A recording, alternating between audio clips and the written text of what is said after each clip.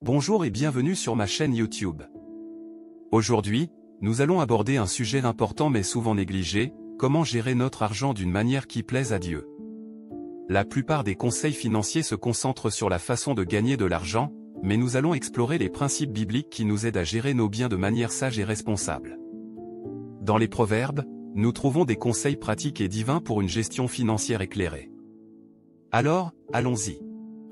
1. Faire preuve de générosité, Proverbe 11.24 à 25, 22.9.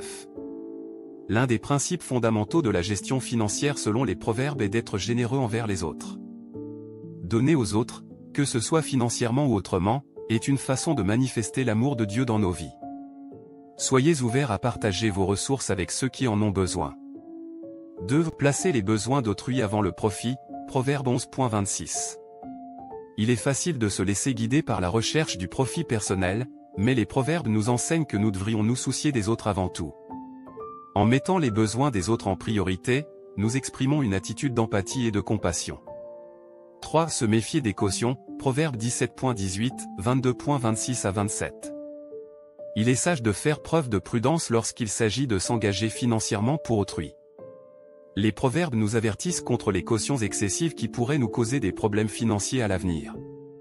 4. Refuser les pots de vin, Proverbe 17.23. La tentation de se laisser corrompre par de l'argent facile peut être grande, mais les proverbes nous mettent en garde contre cette pratique. Restez intègre et honnête dans vos transactions financières. 5. Aider les pauvres, Proverbe 19.17, 21.13. Les proverbes soulignent l'importance d'aider les moins fortunés. En tendant la main aux pauvres, nous répondons à l'appel de Dieu à partager nos bénédictions avec ceux qui sont dans le besoin. 6. Faire des réserves, Proverbe 21.20. Avoir une gestion responsable de nos finances signifie également faire preuve de prévoyance. Les proverbes nous encouragent à faire des réserves pour faire face aux imprévus et aux temps difficiles.